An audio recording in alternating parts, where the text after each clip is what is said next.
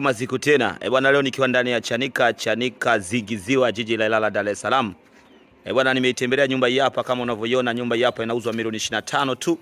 Bwana, ni nyumba yenye vyumba vinne, sitting room, jiko, master, public toilet na huduma zote za kijamii zinapatikana. Bwana, nyumba hii hapa iko safi kabisa, ni nyumba ya kuhamia kabisa. Bwana, hii nyumba bwana, kwa bei inayouzwa ni bei rahisi sana, milioni 25. Mazungumzo, fika site, ukutane na mwenye mali, utakaa naye chini, mtafanya mazungumzo. Mimi kazi yangu ni matangazo, kukufikishia wewe sehemu ulipo. Uko Marekani, uko Tanzania, uko mkoani, tangazo likikufikia ukiwa mhitaji wa nyumba, piga simu kwa namba utazoziona hapo, ili ujipatie nyumba hii kwa milioni 25 tu. Bwana, mazungumzo, unazungumza na muhusika, na utambue kwamba 5% katika biashara hii unatakiwa umpe dalali. Sasa tunaingia ndani kukuonyesha. Na tunaingia ndani kwenda kuangalia mjengo wetu. Kama mnavyoona hapa ndo tunaingia ndani sasa bwana.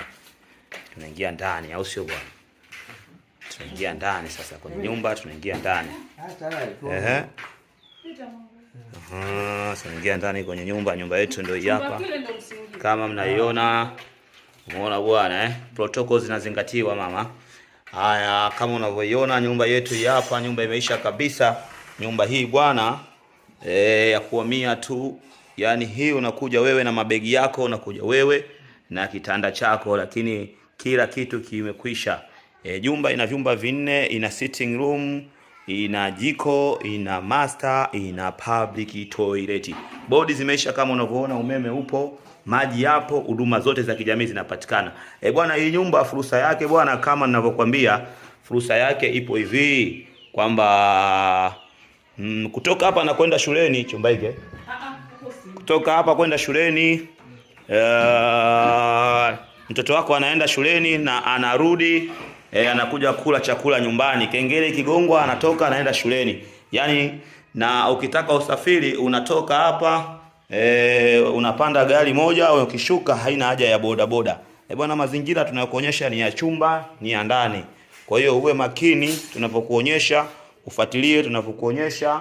Umeona bwana jinsi mazingira yalivyo. Kwa hiyo kuna baadhi ya vyumba tutaingia, kuna baadhi ya vyumba hatutoingia kwa sababu tunafuata maagizo ya mwenye nyumba.